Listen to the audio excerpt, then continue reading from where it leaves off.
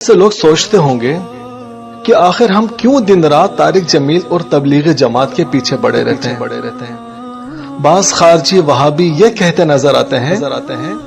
کہ کیونکہ تبلیغی جماعت والے مزارات پر غیر شرعی حرکات اور ڈھول تماشوں سے منع کرتے ہیں، بس اسی لیے اہل سنت کو تبلیغی جماعت سے اختلاف ہے۔ ہمارے اختلاف کی وجہ یہ ہو نہیں سکتی کیونکہ مزارات پر جاہل لوگوں کی غیر شرعی حرکات کا تو سب سے زیادہ نقصان اہل سنتی کو پہنچ رہا ہے۔ پھر بھلا ہم کیوں ان غیر شرعی حرکات کی تائید کریں گے؟ اور ہمارے اپنے علماء کرام ان غیر اخلاقی اور غیر شرعی حرکات کے سخت خلاف ہیں۔ ہم کہلاتے ہیں اہل سنت و جماعت۔ ہماری طرف سے پوری دنیا کو یہ بتا دیا جائے کہ مزارات پر جا کر دھاگے باندھنا، تالے باندھنا، عورتوں کا بے پردہ یا بے محرم جانا، وہاں آواز کے ساتھ ان کا کچھ کرنا یا ناچنا، یا جو چادریں لے کے جاتے ہیں ان کا ڈھول بجانا، یا اس کا جلوس اس طرح نکالنا جس میں شرعی آداب نہ ہو، ان تمام باتوں کا اہل سنت و جماعت سے کوئی تعلق نہیں ہے۔ پھر بعض لوگ یہ بھی سوچتے ہیں کہ تبلیغ جماعت کی تبلیغ کی وجہ سے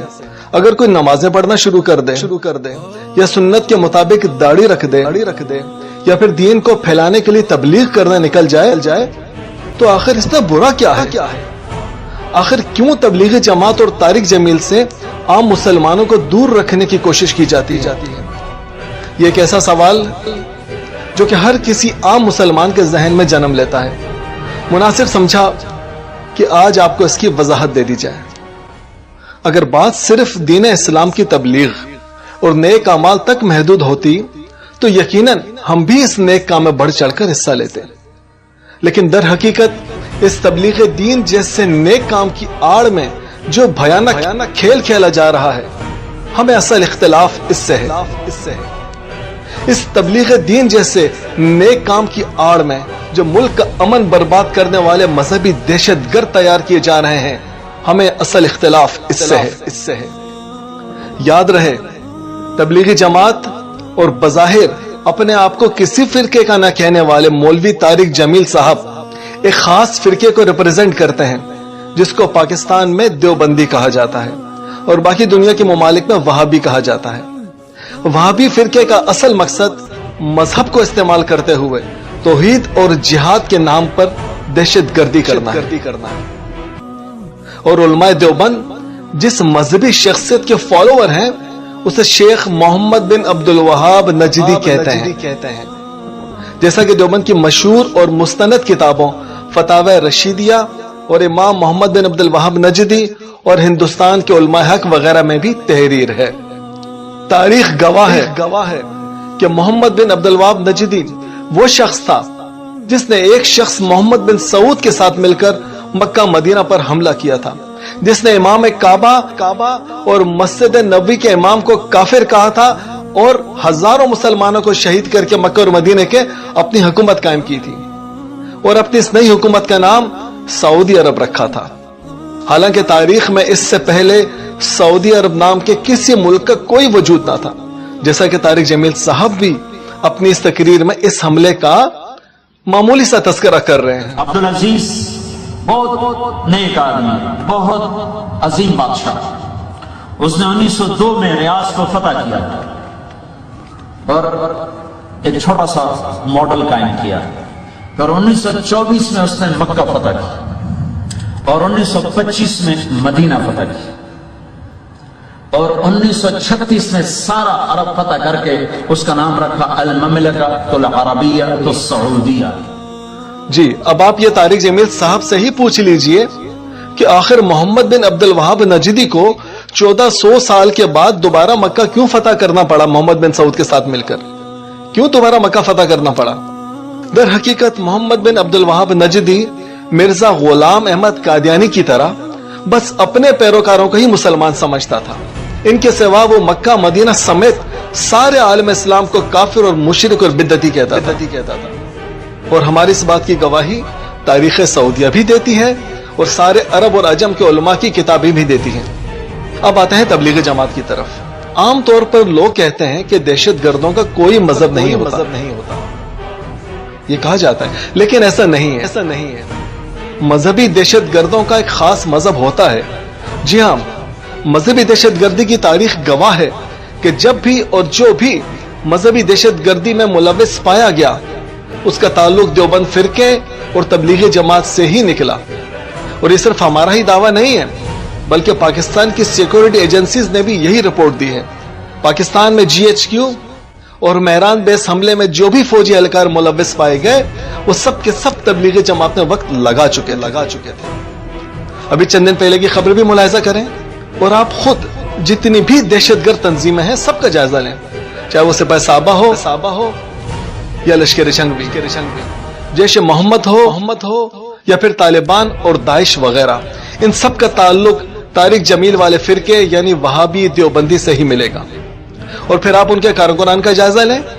تو معلوم ہوگا کہ 90% افراد تبلیغی جماعت میں وقت لگا چکے ہیں۔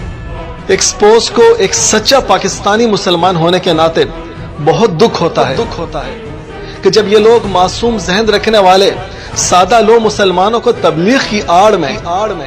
غیر محسوس طریقے سے دہشت گردی کی طرف مائل کرتے ہیں اور ان کے معصوم ذہنوں میں شرک اور بدعت اور کفر کے فتوے بھرے جاتے ہیں، اور یہ سارا کام انتہائی منظم طریقے سے اور پلاننگ کے تحت کیا جاتا ہے۔ جیسا کہ نئے لوگوں کو متاثر کرنے کے لیے طارق جمیل، جنید جمشید، سعید انور، عامر خان، نرگس، وینا ملک اور ایسے ہی دوسرے شوبز کے لوگوں کو استعمال کیا جاتا ہے اور انہی کی شہرت کو استعمال کرتے ہوئے عام عوام کو تبلیغ کی دعوت دی جاتی ہے، جو کہ ہر سادہ لو مسلمان بخوشی قبول کر لیتا ہے، اور پھر اس کے بعد اس کی دماغی سوچ کے مطابق اسے سپاہ صحابہ، لشکر جنگی، اسلامی جمعیت طلبہ، جماعت اسلامی، جیش محمد، طالبان، داعش اور ایسی ہی دوسری دیوبندی وہابی دہشت گرد تنظیموں سے وابستہ کر دیا جاتا ہے یا پھر ان کا ہمدرد بنا دیا جاتا ہے۔ شوبز کے لوگوں کو تو ان دہشت گرد تنظیموں سے دور رکھا جاتا ہے کیونکہ یہ بات فوراً ہائی لائٹ ہو جائے گی، لیکن ان شوبز کے لوگوں کی وجہ سے تبلیغ میں آنے والے دوسرے معصوم مسلمانوں کو انتہائی چالاکی اور غیر محسوس طریقے سے ان تنظیموں کا ممبر بنا دیا جاتا ہے۔ لیاری گینگ کے خطرناک دہشت گرد عزیر بلوچ کی تبلیغی جماعت سے وابستگی کے بعد اس کی سپاہ صحابہ کے دہشت گردوں کو اسلحے کی سپلائی کرنا، اس کی ایک مثال آپ کے سامنے ہے۔ تبلیغی جماعت اور پاکستان میں دہشت گردی کا ایک گہرا تعلق ہے اور پاکستان میں دہشت گردی کی تاریخ اس بات کی گواہ ہے کہ ہزاروں لوگ تبلیغی جماعت میں آنے کے بعد طالبان اور دوسری دہشت گرد تنظیموں سے وابستہ ہوئے ہیں اور پاکستان کے عوام کو خاک اور خون میں نہلا دیا۔ لیکن جب ایکسپوز اور اس جیسے دوسرے محب وطن پاکستانی ان کے مکروہ چہروں کو بے نقاب کرتے ہیں تو پھر وہی چال چلی جاتی ہے اور طارق جمیل اور جنید جمشید جیسوں کو سامنے لا کر کہا جاتا ہے، دیکھیے یہ تبلیغ والے کتنے نیک ہیں اور کتنے اچھے ہیں، کسی فرقے کے خلاف نہیں بولتے۔ لیکن تبلیغی جماعت والوں کے فرقہ دیوبند والوں کے اب جمعے کے خطبات سن کر دیکھ لیں یا کبھی ان کے ساتھ بحث کر کے دیکھ لیں،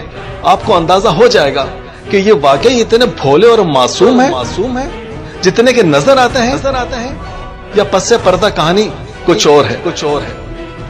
طارق جمیل کی ہنسی مذاق اور اداکاری کو استعمال کر کے تبلیغی جماعت کو مضبوط کیا جاتا ہے